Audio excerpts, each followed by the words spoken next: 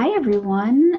Welcome again to the Entrepreneurial Lunch and Learn hosted by the Field Center for Entrepreneurship at Baruch College. I see a lot of familiar names in the participant list, so thank you for joining us once again for another lunchtime session so we can learn a little bit while we sit back and relax. And today's session will be really interesting.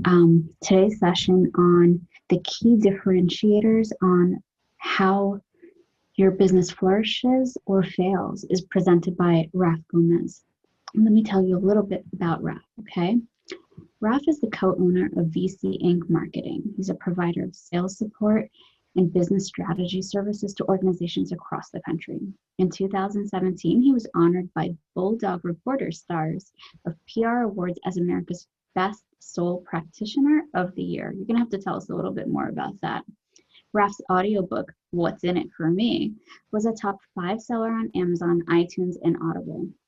His point of views about sales, marketing, messaging, and PR topics have been featured in a variety of national media outlets, including CNBC, Entrepreneur, Forbes, Inc., Yahoo Finance, MSNBC, Adweek, and so much more. Thank you, Rafe, for being here with us, and tell us just a little bit more about anything you'd like to tell us about yourself, and then you can take it away. Well, I am here to share info that will help the aspiring entrepreneurs in attendance right from the starting gate have a really good shot at surviving and thriving and crushing their competitors. And this is information, it's based on a sales strategy that when integrated from the beginning into any organization and spread across all departments will give you a huge advantage over other organizations who may have a great product or service but are a little misguided about how they can make it palatable and attractive to prospective buyers. So having this awareness at this stage, or even eventually when one is seeking to open a company or get a company started, is going to be invaluable and lifelong. This is not trendy information. This is forever stuff. So it's going to be revelatory, and at the same time, you can apply it to see if it's valid. Look, if you think I'm full of it, just apply it to yourself, and you will see that this stuff is true and it works. And I'm really excited to share it. Awesome. Go ahead and take it away. Share your screen and your slides. I know I'll get the question later. Everyone, this session will be recorded. You will have an archive of it, and you will get some slides along with the presentation recording. So to answer that question up front. Okay, let me just adjust this. Get back to my screen share, find a different one. Okay, this is it.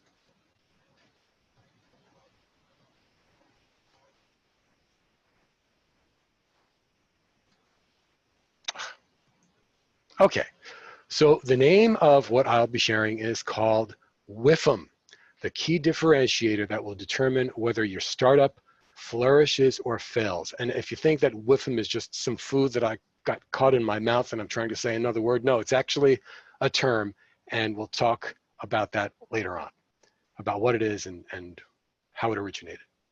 So the big question, why do startups fail? And I will give you some perspectives from some pretty esteemed individuals and organizations. CB Insights, they are a consulting firm. 9 of the top 20 reasons and 5 out of the top 10 were related to customers, not meeting customers' needs, not listening to them, or even ignoring them. So these are all reasons why startups fail. BBVA, which is a bank that lends a lot of money to startups, they say that startups that fail simply fail to offer a product or service the market wants. Inc. The reason, in their opinion, why startups fail is most startup founders get stuck on their original idea and refuse to pivot or adapt to what their customers want. And Investopedia says the reason why startups fail is because of a lack of research about their customers. Too many would-be entrepreneurs go into the market thinking they have a great product, service or product to offer, but they fail to realize that nobody wants that service or product. So you can detect what's uniting all of these, and that is an awareness of and connection with your target customers. Which leads us to the key to success for our startup being successful. It's understanding the unique needs, goals, and challenges of your target customers and clearly communicating how your product or service can be a solution for them. Key to this, essential to this, is understanding the difference between two components of your messaging: features and benefits. They may seem like they're the same thing, but they are very, very different. So when you're communicating with your target customers about the solutions that your organization makes possible, you need to explain the features, but you also need to focus on and emphasize the benefits. So to illustrate this, let's take an example of what I learned is or has been a favorite location, a stop for Baruch students when they're finished with their classes or in between classes: Handcraft Kitchen and Cocktails, which is in the neighborhood. So let's give an example. Bunch of Baruch students walk into a bar and they roll up, and there is Chad. Chad is the bro bartender in charge of all of the brews on tap. And let's say you walk up to Chad, you've got your whole group, and you say, listen, Chad, hey man, what do you have new on tap? What beer has come in recently that you think would be worth our paying attention to? So Chad says, well, we've got this new microbrew. Let me tell you about this. The label of this microbrew on the bottle and on the keg, designed by an award-winning artist. This artist was discovered, and they have won international awards. So it's beautiful. It's beautifully packaged. The trucks that bring the beer to the bars and the distributors where they're made available to the public, 0 emissions, no emissions, 100% clean energy. The ingredients, incredible, all organic, raised on a hydroponic farm, all organic ingredients. And the owners of this brewery were trained in the top European techniques of brewing. And by the way, magna cum laude MBAs from Stanford. So they're smart guys. So you're listening to this and you're thinking, okay, this is all interesting stuff. But there's one thing that Chad did not explain. Chad, the bartender, did not explain to you, or at least emphasize, the key thing that will get you to open your wallet. And that is, how does it taste? Is it good? Because if Chad said all of that stuff was your features and then ended it with, and it's the best-selling beer that we sell at Handcraft Kitchen and Cocktails, you would have been, sign me up, line them up on the bar. We are in, can't wait to taste it. So as you noticed, features, the features that Chad was describing, features are all me. We're this, we're that, we're this. And if a startup only emphasizes the features of its product or service, they are not going to close the sale. They will potentially gain some interest from prospective customers or clients, but they're not going to close. However, if the emphasis is on the benefits are the you. And if you focus on those benefits, and they're the benefits that your target customers are looking for, you will close the sale. So let's get back to WIIFM. WIIFM is a sales term. It's an acronym. It stands for What's in It for Me. WIIFM, whether consciously or unconsciously, is in the back of your mind every time you purchase anything. You may not be thinking about it actively, but it's in there. It is in your brain. And if the what's in it for me is not clearly explained, concisely explained by whoever is selling or attempting to sell to you, you will not purchase. Let's use as an illustration, Goodfellas, one of my favorite movies, and there are so many lessons in that movie that can be applied to business scenarios. And one of them that I always find hilarious is, if you, by the way, if you have not seen Goodfellas, it's a movie about mobsters and mafia guys. in the boroughs, New York boroughs. And one of the things that is talked about in Goodfellas is that if you owe money, if you borrow money from the mob and you owe them that money, you have to pay it back. They don't care whatever your challenges are, you need to pay that money back. So from the movie, the line is, oh, so your business is bad? Bleep you, pay me. Oh, you had a fire at your restaurant? Bleep you, pay me. Oh, really? Your store got hit by lightning, huh? Tough luck. Bleep you, pay me. The only thing that matters to the Goodfellas mobsters is pay me. And the only thing that matters when you're selling to a prospective buyer is WIIFM. So let's use another illustration of this dynamic in action. Is if you focus on primarily emphasizing the features of your product or service, as well as the features of your company in your interactions with prospective buyers, that's going to be problematic. Now, while these details may be impressive to you and may initially engage your prospects, they will never close the deal. All that your prospects care about is the benefits that they'll derive when they buy your product or service. In other words, if you want to generate sales, it's all about WIIFM. So let's get back to startups and a big stumbling block that startups have with overthinking their features, and that is the about section of their website. Almost all startups make this classic mistake.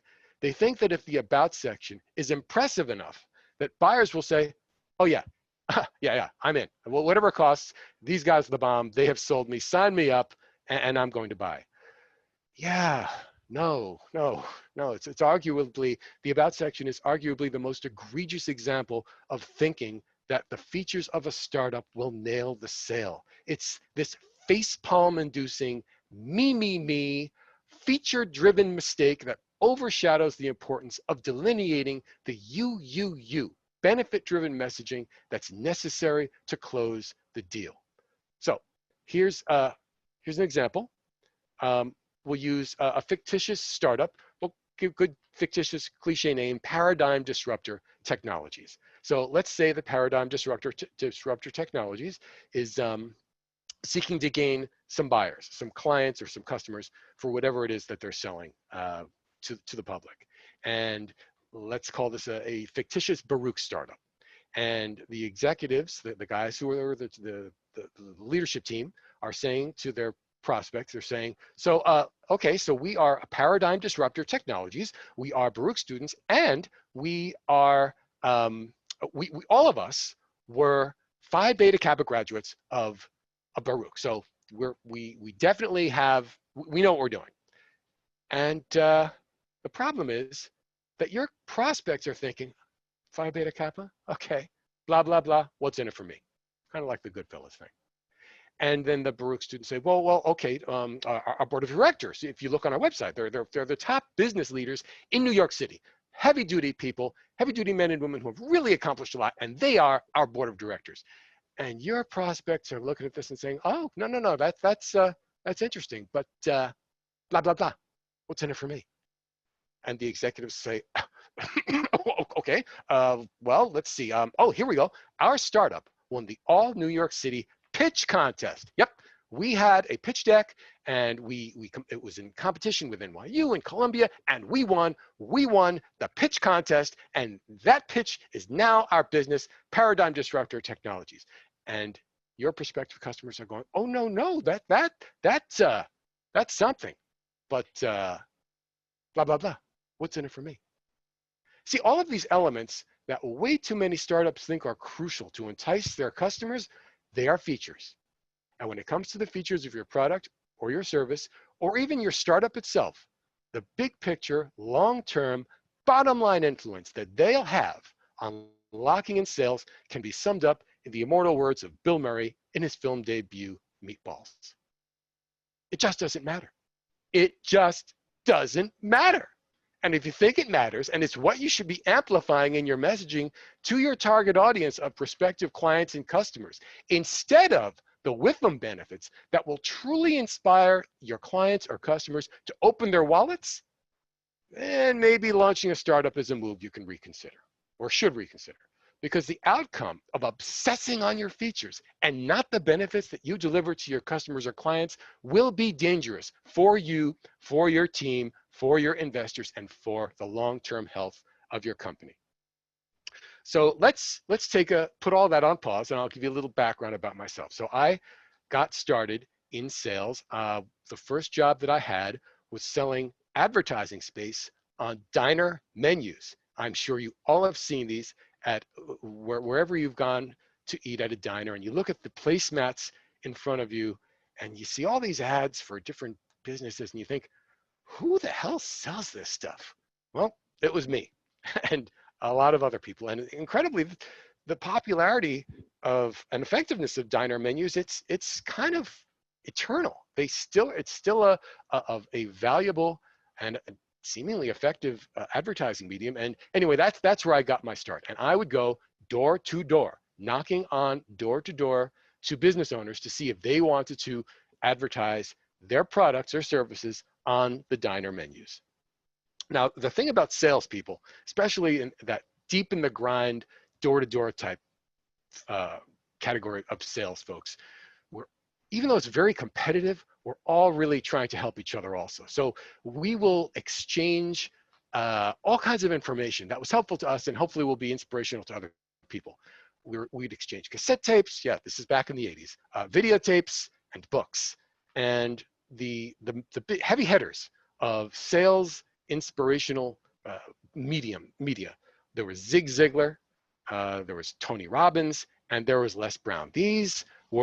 Everybody followed these guys, and everybody took their guidance as gospel. And they really were. They're very talented. You always can get something useful from all of these guys. However, there was one guy who I really was blown away by. His name was Lee Boyan. And Lee Boyan not only was a sales professional, but he trained sales professionals.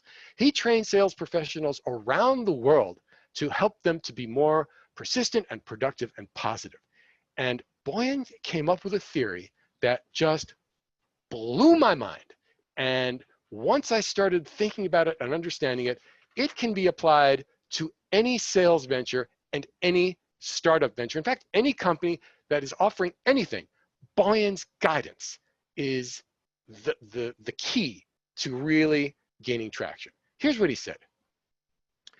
He said that the B2B benefits, when you're selling B2B, the benefits, if you emphasize them, that will close the sale is if your product or service can make a client money, save a client money, or improve the image of your prospective client's organization. If you're selling B2C, almost the same thing. The benefits that will close the sale are if you can show that your product or service can make the customer money, save the customer money, or improve the quality of life, well-being, or self-esteem of that customer. If you can, with not just promoting these things as messages, but if you have facts, validation, reviews, testimonials, media coverage that validates these things when you're selling, and if you know from careful investigation and understanding of your customer what it is they're looking for, you will close the sale every single time. This is powerful stuff. And again, as I said in the beginning, if you think about how and why you have bought anything, think of the past 24 hours or the past week or the past month or the past year.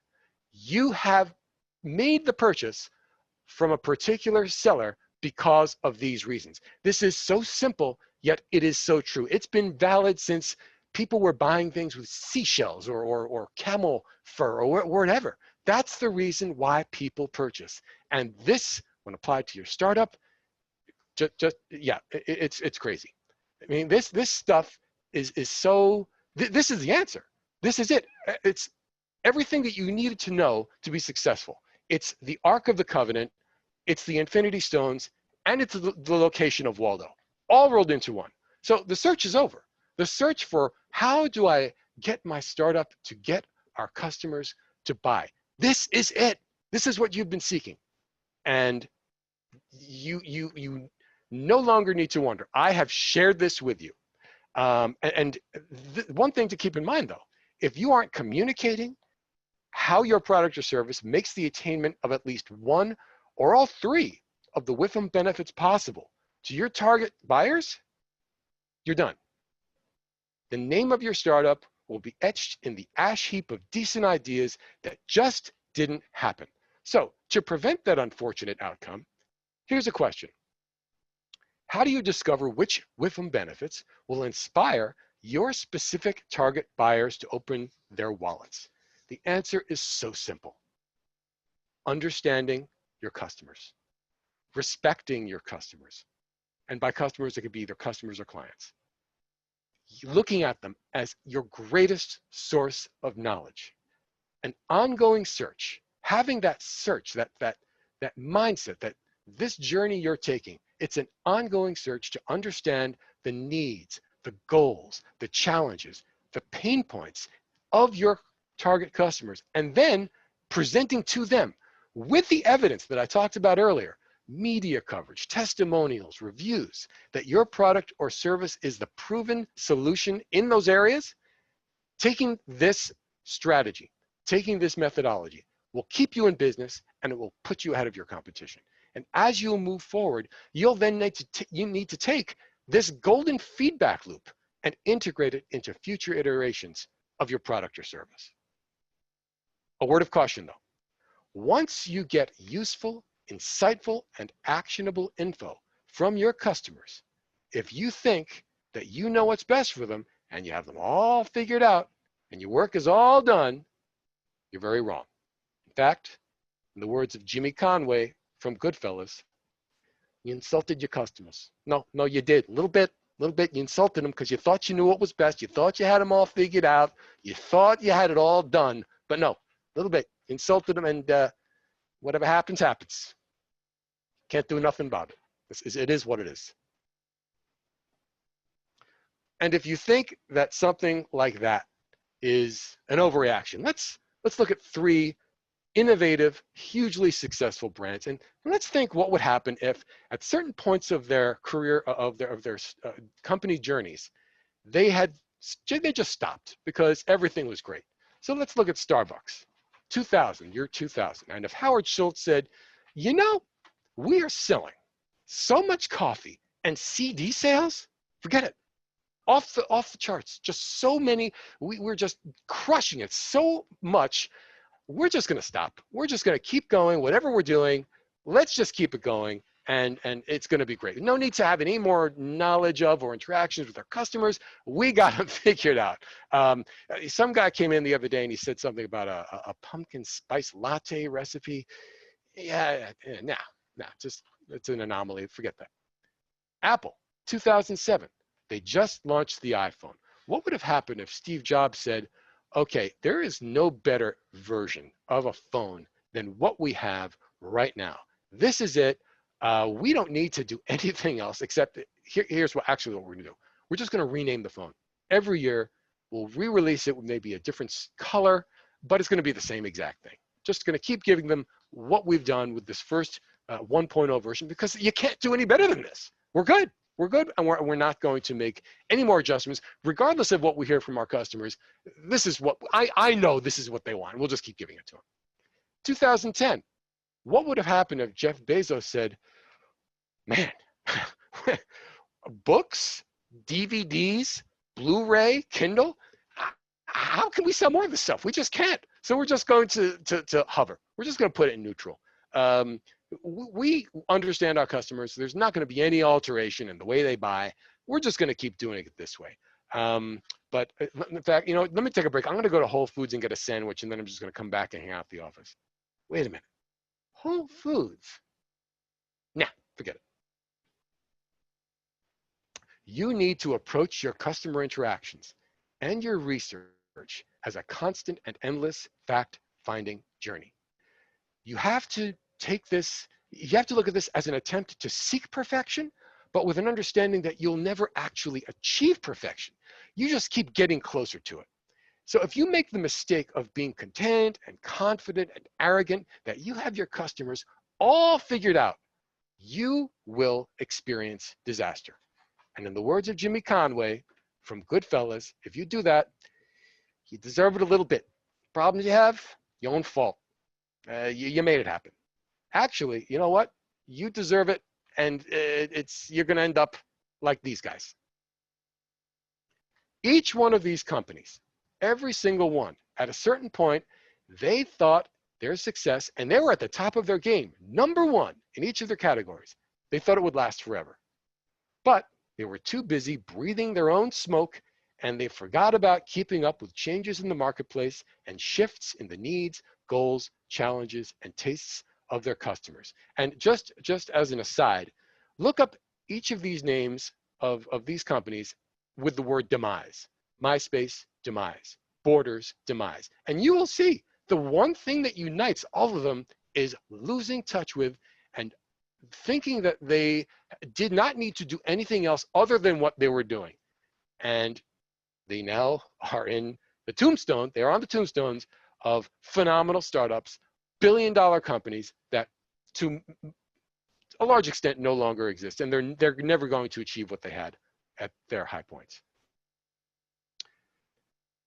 So as you move forward in your journey, if you stay curious, if you remain open to input and new directions that you learn about from your customers and never settling, even if you're crushing it, that's how your startup is going to survive.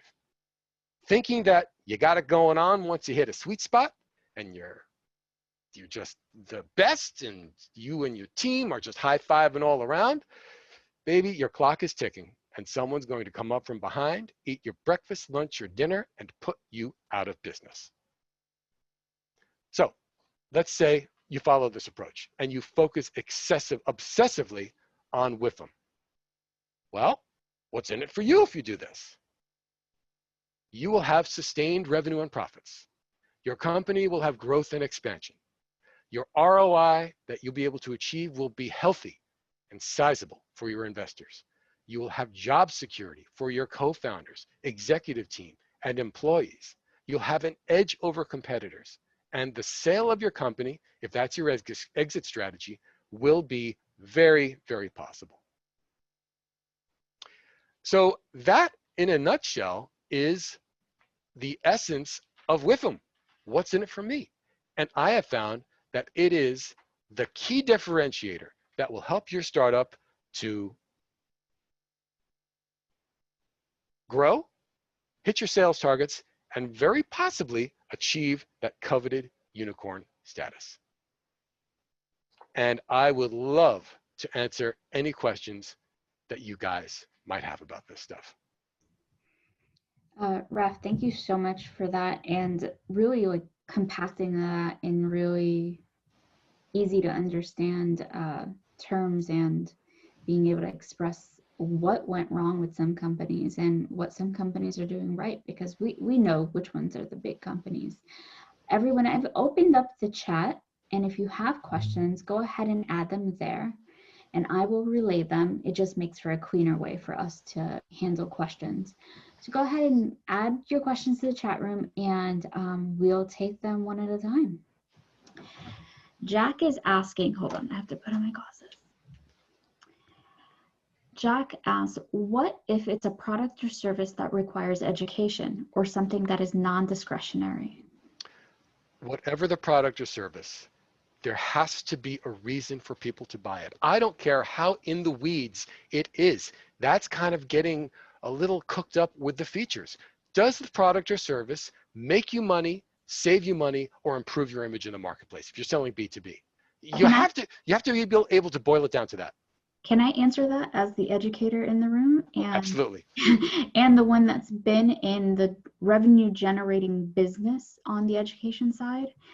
You have to treat students or the end users of any education product as clients and as consumers, because it's still a product, and it's probably one of the most expensive products people will buy besides a house.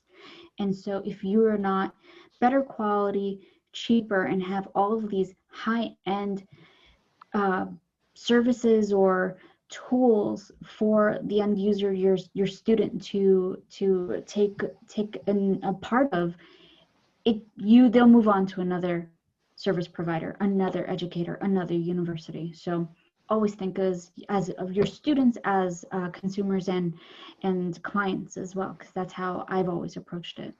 Yep. And one other thing I'd want to add, if you are in a situation where, let's say you're a university and a prospective student says, why should I attend this school? Once you start expressing opinions, because it's great, because it's best, because we're just so highly regarded, you're going to lose that sale. Opinions don't sell. Facts do. Facts, data, that's what sells. Measures. Absolutely. Yes, they want to know ROI of graduation, of getting jobs, of salaries, who is hiring them, things like that. So that's on the education side. I'm sorry I took over that piece. I'm sorry. Well, it's a famous sales maxim. If you're trying to close a sale and if it's your opinion against a prospect's opinion, they're always going to win. But if it's your facts against their opinion, they're going to start questioning their opinion. Okay. Next question from Sheikh. How do we appeal our benefits to customers? What is the best approach?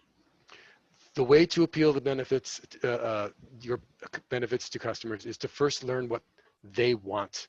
What do they seek? What do they need? What are they looking for? And then even doing some reconnaissance.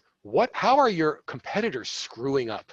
Go to their websites, look at their sales material. Where are they dropping the ball? Where are they so cocky that they're not thinking to integrate this information into their messaging? Then you go back, now you know the answers to the test, and now you need to integrate them into your explanations of what your product is, and most importantly, what are the benefits that a prospective client will gain if they purchase this product. It's great to talk about the features, but if you leave it limp without emphasizing the benefits, that cart will be empty. Trisha asks, how can I sell my product without sounding too much of a salesperson or in a robotic tone? Okay, here's something that is maybe, well, anyway, when we're in the business world, we're told to sell yourself. That's the advice. When you're in a job interview, when you have a company, sell yourself. That is the most garbage, obnoxious, worthless advice that I've ever heard, because you will never buy anything from anyone because they're neato people. You will buy it because they're going to deliver a benefit that you're looking for. So separate yourself from what you're selling. It's not about you. It's what you can do for someone else. The solution, the benefit, the outcome, the result. So if you can do that, then you don't have to get inhibited, because you should be able to have factual, inarguable data and information that validates that you are a solution to a prospective buyer. You want to help them. You've got the goods to show that you can do it. You've done it in the past, and understanding their situation, you can do it for them. So that's what you need to keep in mind. It is not about me. No one cares about me. They care about what I can do for them. David asked, David has added a little quote here: seek first to understand, then to be understood. And I agree with you, David. If you understand your products and what you're selling and you know them in and out, then you're able to explain it and show the benefits of what you're selling and how it could help others. And so that's a great way to approach selling. Yeah, and I would add one thing to that: understanding the needs of who you're selling to. Because if you're only talking about yourself and using the same pitch for everybody, that's obnoxious. You want to smack that person. Mm-hmm. You want them to ask all kinds of questions. And then once they have the answers, say, I understand exactly what you need and what you're looking for. Let me tell you about this, because this has a history of delivering it for people in your same situation. And I think this would deliver what you want. Daniel says, can this be applied to selling yourself to potential employers? Can you give an example? Absolutely. In fact, my audiobook, What's in It for Me, talks all about this. And I'll give you some more examples of this idea of selling yourself. If you go into a job interview, or if you're presenting yourself with your resume and you try to sell yourself, I can't take that. No one cares. They care about what you can do for them. They care about, and this is how you find out the information. You go where you want to work, you read, you go into the news section, go into the media section of the website. What are they proud of? What are they excited about? What is the news that have launched that is launched that is an example of where they're trying to go. Then look at their competitors. You can go to Owl, or you can go to D&B, see the information about who the competitors are for these companies, and maybe there's a huge amount of white space that this company is overlooking or not understanding. And if you can present yourself as someone who can deliver the benefits and the outcomes that they're looking for based on what you found in your research, and even further explain how their competitors are not doing this and you can help them to do it, there's no reason for an interviewer to keep the process going, because they've found the person they need. Just remember that when a company is looking for someone to fill a role, every day they can't find that role, someone to fill that role, it's a problem for them. They're raising their hand saying, we have a problem. We cannot find the solutions we need with the personnel we have. We need someone to come in from the outside. So if you can make that job search process for them faster, easier, and more efficient, you have done them a huge service. So keep their needs in mind, keep their goals in mind, and walk in not selling yourself, but selling what you can do for them. I'm going to just piggyback off of that. I've done a lot of executive coaching for others, and quantify your accomplishments, relate it to their projects that are public on their website, do that research, and then show where you can be a change maker in their organization, because what they're looking for new blood for a reason. They don't want the same old. So think about it in that perspective when you're selling yourself. And also, and please just don't say this would be my dream job and I would love to work here. Yeah, don't do that. Because here's what the hiring person is thinking: blah blah blah. What's in it for me? Exactly. Jack says, it sounds we are just talking about market research. Talk about the tactical aspects for how a cash-strapped startup goes about understanding the situation and arming themselves with the facts. By cash strapped, I don't mean, I don't know if you mean that you don't have the money to spend on advertising or things like that, or you're just trying to keep it lean. But what it is that you're offering should work, whether you're cash strapped or not. It should absolutely 100% be effective, and you shouldn't have to have any excuses. Well, it would work better if we had more money. No, if it is not working in every situation all the time, you shouldn't be going out to the market with it. If you're trying to create awareness about it in the most efficient way possible, I look at advertising as just a bottomless pit that everybody else is doing. And if you're a prospective buyer, you're looking at ads from one company and another company, and you're really not gaining an insight into where you should park your money. What you need to do is look at your competitors, figure out how they're promoting themselves, and do the exact opposite. If you have to do maybe a little bit just to get in the game, find and I use this term a lot, the white space. Think about the Google page. When you start your search on Google, it is all white except for that search bar. Find the opportunities, find the white space. People, even if they have successful startups, they are dozing on something. There's something they're not paying attention to. And if you take with your methodology and your approach, if you find that white space and you see that there's an opportunity there, even if you have a very lean startup and the cash is tight, you can claim and own that space. So it's a lot of stopping and not just moving forward. It's stepping back, looking at the landscape and saying, what are my competitors, where are they screwing up? And you can fill that gap. Sheikh is asking, if you are a small startup, how do you back up your benefits when you don't have much testimonials from others? You need to get something.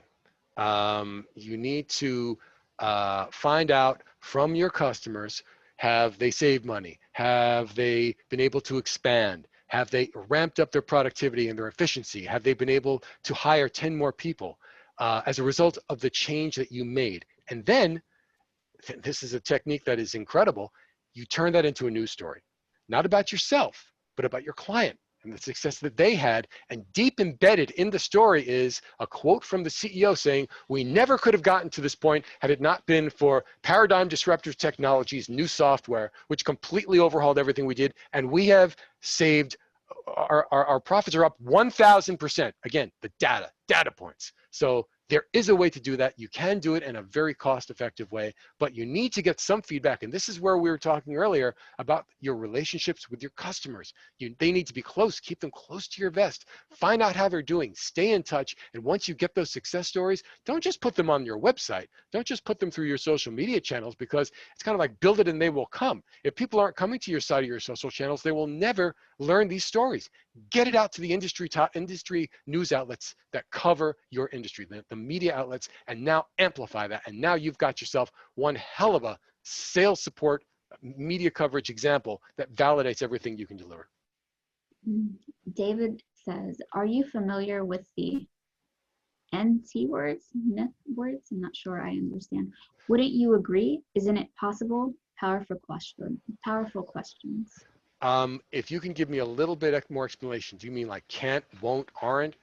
I'm not familiar with the NT stuff. If you could follow up with that. Yeah, David, if you can elaborate.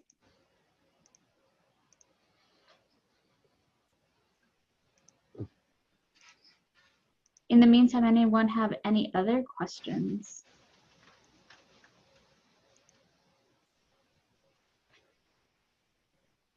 While we're waiting on David's follow-up, any last words that you'd like to leave us with and to wrap this up, Rafe? Actually, I would like to put out there what I started with. Think about every purchase you've made over the past week, 24 hours, month. If you can find something outside of what I explained from Lee Boyan's closing triggers, for as far as a reason goes for why you made that purchase, please share it with me, because I am open to hearing how this does not apply. But in my experience, I have found that it applies to everyone who ever buys anything, and it applies especially to your target customers of your startup. Rafe, are you willing to share your email, your contact information with everyone? Sure. Actually, you'll see my website on the PDF that I send over to you, but my email address, yeah, it's info at vcincmarketing.com. Info at V like in Victor, C like in cat. I'm putting it in the chat for everyone. Yeah, info at vcincmarketing.com. Yeah. Got it. Yep, that's it. There's a couple more questions if you have time. Sure, absolutely. Let's see. How does it make sense to mention competitor weaknesses to bring them down? No, you're not mentioning them. You're studying them. You're never mentioning them. You're not trying to get into a WWE scenario. You're staying positive. However, and I've done this with clients where in a news release, will actually give them a shout out, but in a way that is more for SEO purposes. Like I was working with organic perfume manufacturer, and in the news release about a new variety that they offered, they said, we love the work that so-and-so and so-and-so and so-and-so are doing, and we really think that what we now have is in that same league and really offers some additional benefits to our customers. So I didn't slag those other competitors, but if somebody searches those competitors, my news story's coming up. Oh, so riding some coattails just a little bit. Absolutely, yeah, you want to do it, but you don't do it in a negative way. Do it in a positive way. Right, because then you don't want bad blood with possible future partnerships, because you just never know where things will go. Right, and then they'll say, we read your news release. Thank you. Okay. So, but it's okay. David is following up. Those words lead to a yes or no answer that can show where you are in the presentation. That's what the NT words are. Okay. Yeah, you want to get people saying yes as often as possible, but not in a vapid sort of vacuous way. You want the questions that you ask that end up with a yes response to show that you've done your homework, that you understand their industry, that you understand their needs. There's this thing called the Ben Franklin close, where you're trying to get somebody to buy something. You're sitting across from them in a non-pandemic way, but you take a sheet of paper and you draw a line down the middle, and together you come up with all the reasons why someone should buy something. Then you give them the pen and say, okay, you come up with all the reasons why you shouldn't buy it. Now, you're always going to have more on the plus side than the negative side because there were two people working on it. So the goal is to, whichever column has more responses, that will be the decision that should be made. So and the same holds with this. Anytime you're going to have some leading questions that hopefully are going to result in a yes response, show that you really know their stuff. Show you get them, you get their needs, you get their pain points, and then they'll feel much more comfortable and you move them faster along what's called the sales funnel. That's the research funnel that leads to an ultimate purchase. And you want them to have trust and credibility, or trust in you. You want to be credible, and you want to be someone who's positioning yourself as, look, I get it, man. What you're looking for, I've got it. Let me tell you how it's addressed these challenges in the past. This will absolutely be what you're seeking. Let me ask you a question. Every industry, and I know the education industry better than any others, about a lead to sales. And so I think every industry has a different sort of a lead to purchase. And how does that really affect your steps in achieving those sales? Well, there are industries where it's highly regulatory, like the finance industry. So you have to be aware of SEC guidelines with marketing and promotion. But when that does not exist, you want to mirror the vernacular. You want to mirror the the culture when you're expressing yourself. You can't be blaring trumpets. You can't be QVC. You have to be CNBC, and everything has to be fact-driven. So regardless of the industry, if you study your competitors, if you study the news outlets, you'll get a feel for what the language is. And then if you work within those parameters and stay in those lanes, it will be much more digestible, especially to people who have only worked in that industry and only can understand it in a certain way. You don't want to seem like an outlier maniac. You want to appear as if you're someone who understands the rules, who respects the rules, but nonetheless has a phenomenal solution that either has never been attempted before or has been, and yours is much, much better. So David adds, and I think this is a great way for us to end this. When they say it's too expensive, you just say, compared to what? Yes, you want to always turn it around to the prospect. Not in an obnoxious way. You could say, okay, well, we can talk about all of the value that's delivered from the product or service, but just give me some examples of what you're speaking about. What are you referring to? The other thing is, another thing is when someone says, I can't pay X amount, I can only pay Y amount, you change the package.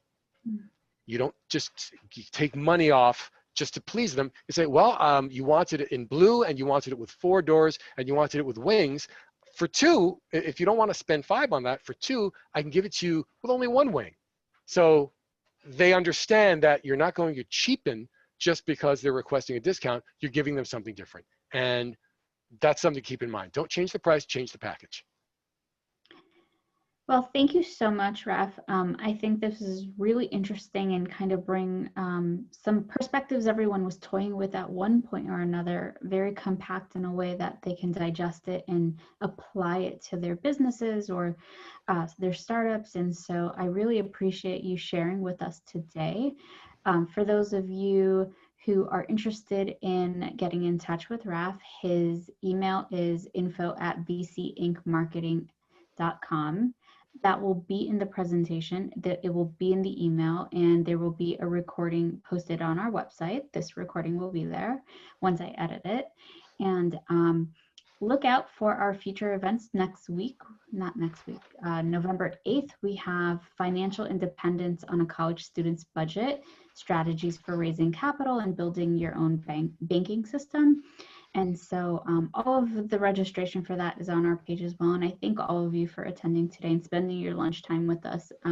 We know you got a lot of options out there and glad that you were spending the last hour with us. Thank you everyone for attending today. Thank you guys. Bye everyone.